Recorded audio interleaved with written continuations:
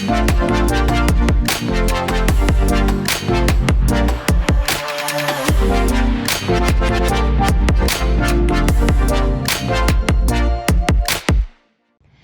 Tigers, and welcome to the TMNtv newscast for Wednesday, September 25th, 2019. Stay tuned for the latest news at Fort Hays State University and around Northwest Kansas and the nation.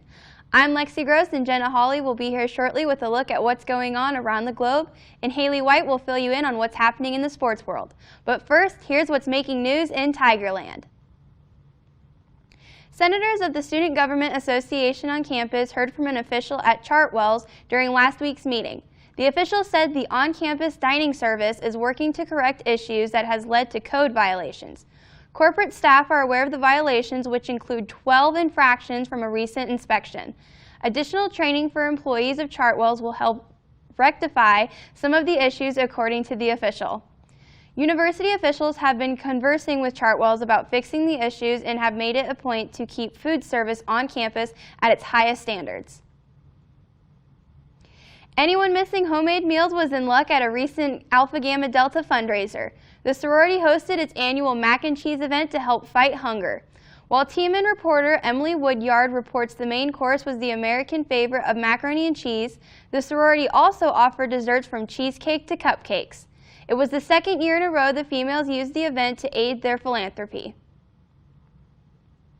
You might want to pay a bit more attention as you walk about campus in Hays. There just might be a kind message waiting for you. TMN reporter Elizabeth Anderson has this report. On September 17th, students came together to paint rocks of kindness and hide them throughout the campus and town to spread their love. The National Student Speech and Language Hearing Association hosted this event and even participated with the fellow students. The heaps of bland rocks soon became bursting with color, and so did the students after displaying their rocks around campus. A few participants were asked to describe how the event made them feel in one word.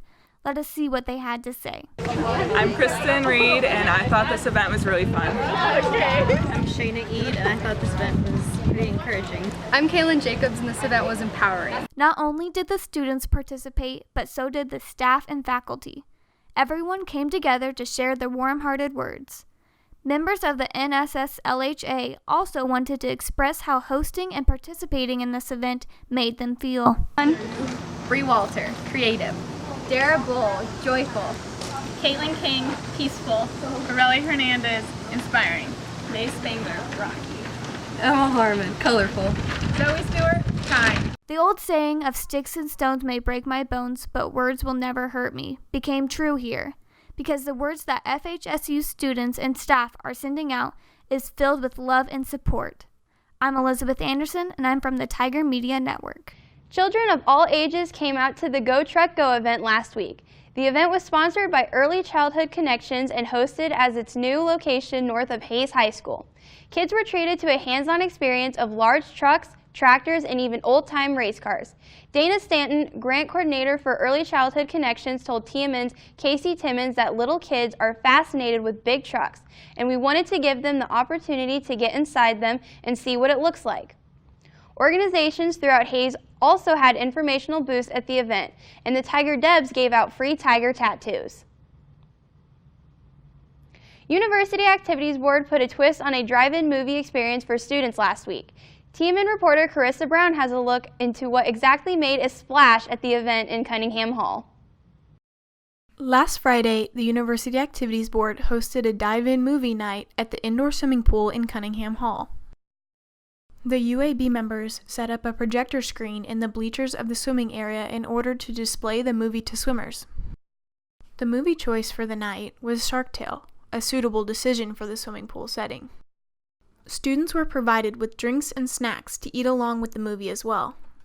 While the snacks weren't allowed in the pool, moviegoers could still enjoy them while watching from the sidelines. These snacks included things such as water, flavored slushies, fruit kebabs, popcorn, and more. The swimmers also had access to all of the different equipment and floaties that the Cunningham pool has to offer, such as inner tubes and noodles. Overall, the event provided students with an opportunity to be able to sit back, relax, and watch the movie while also being able to enjoy the water and swim around with their friends. For Tiger Media Network, I'm Carissa Brown. It was a run with a dash of color. That's what last weekend's Hayes High Student Council Color Run Walk featured. The event originally was scheduled for earlier in the school year, but inclement weather forced the run to be postponed. Participants were asked to pay a registration fee of $10, but the main purpose of the event was to help kick off the school year. See TMN reporter Isabel Brown's story at tigermedianet.com. It's been a little more than a month since the fall semester started. That means your family is probably missing you a bit. What better way to help them soothe those feelings than inviting them to the Fall Family Day this Saturday at FHSU? Events are happening all day and include the FHSU football game against Missouri Southern at 7 p.m., as well as fishing derby and a downtown tailgate party. For more information about the day, contact Student Engagement at 785-628-4664. When we return from this short break, Jenna will be here with news from around the globe.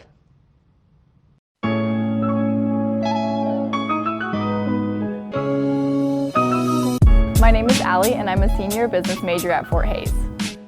I love working for TMN. It has made me a more experienced photographer and really helped me professionally due to all the changing environments and the different opportunities. I've also been able to meet and talk to a lot of people, which has helped bring me on my show.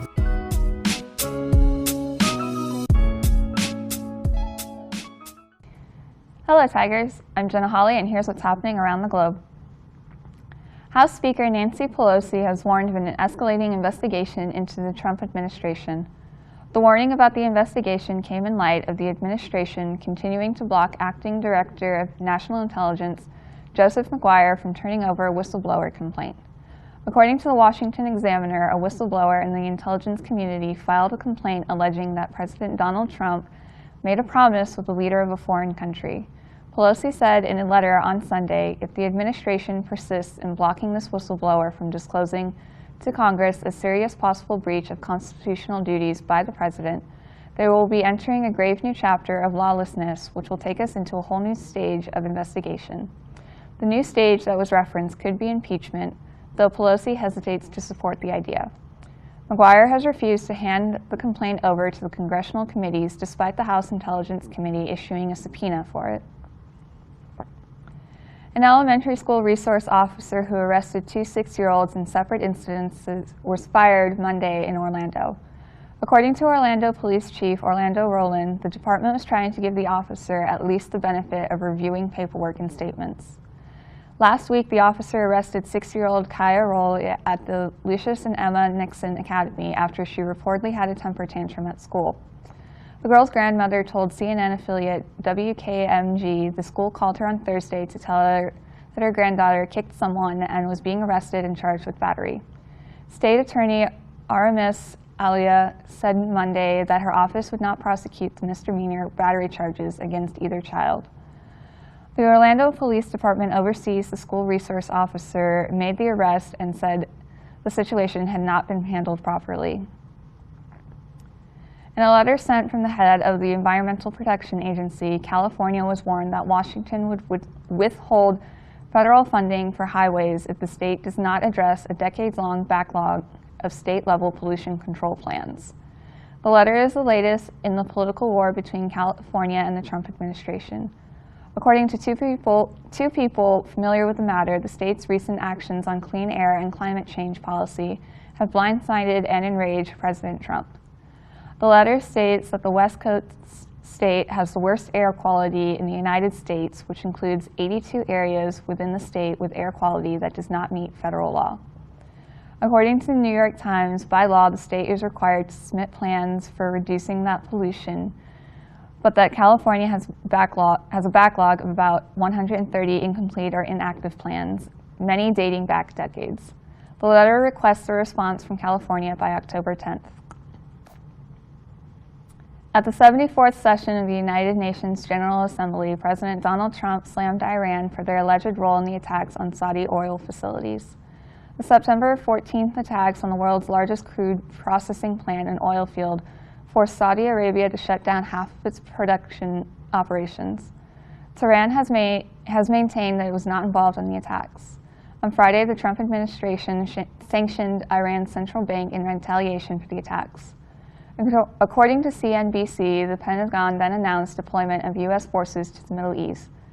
Secretary of Defense said the President approved the deployment of U.S. forces which will be defensive in nature and primarily focused on air and missile defense. We will also work to accelerate the delivery of military equipment to the Kingdom of Saudi Arabia and the UAE to enhance their abilities to defend themselves. Trump and Iran's president said they will not meet on the sidelines of the UN. A walrus attacked and sunk a Russian Navy landing boat in the Arctic Ocean last week. According to the Russian Ministry of Defense, the animal was protecting its calves when it targeted the craft carrying researchers to the shore of Cape Geller in the Arctic. According to CNN, those on board were members of a joint expedition by the Northern Fleet and the Russian Geographical Society. The ministry said serious troubles were avoided thanks to the clear and well-coordinated actions of the Northern Fleet servicemen, who were able to take the boat away from the animals without harming them.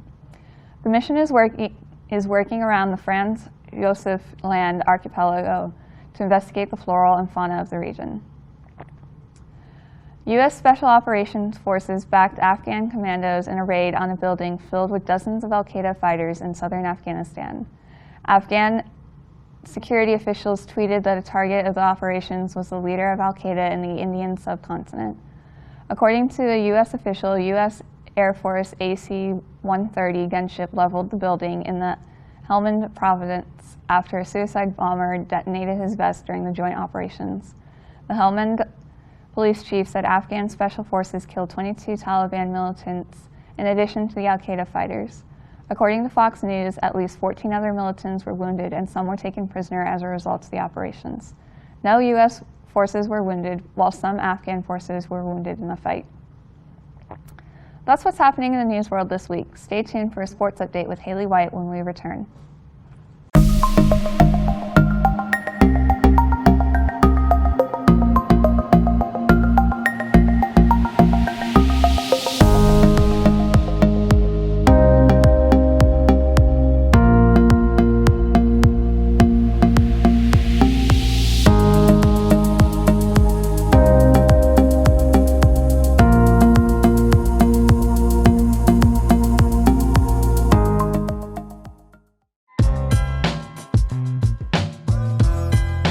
Tiger Media Network is the independent student media organization here at Fort Hays State University. It encompasses audio, video, print, photography, digital news. There's a little bit of everything at TMN.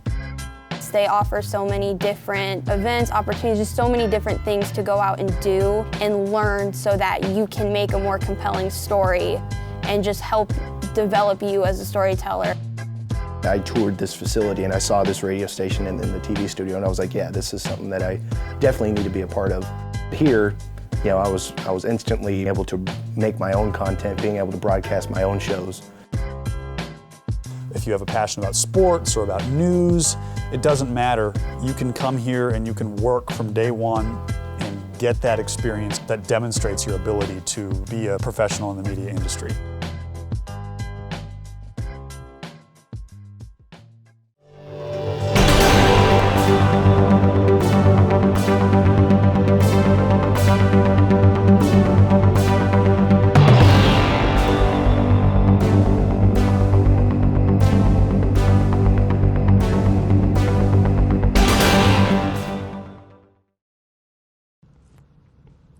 Hello Tigers, I'm Haley White bringing you a sports update. FHSU football snapped a 9-game losing streak at Yeager Stadium Saturday afternoon as the Tigers fought off Washburn for a 41-38 overtime win. It was a battle from the beginning of the contest as both the Tigers and Ichabods found success in the red zone. A 14-yard touchdown run from Charles Tigner set the tone for the Tiger offense as FHSU led 3 times during regulation, but the Tigers had trouble making stops to Washburn rallies each quarter, which led to a tie of 21s at the end of the first half.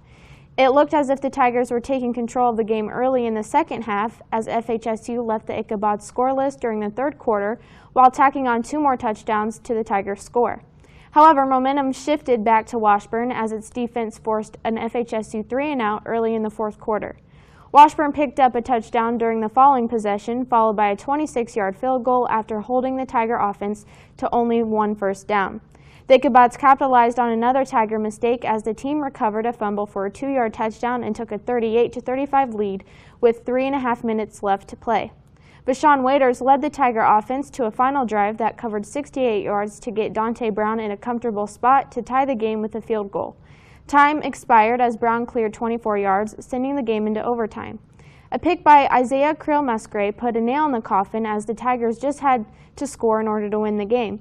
The contest ended with a 30-yard field goal from the All-American, which ended the 34-year curse of winless play for the Fort Hays at Yager Stadium. The Tigers look to even their record this Saturday as they take on Missouri Southern for a 7 p.m. kickoff at Lewis Field.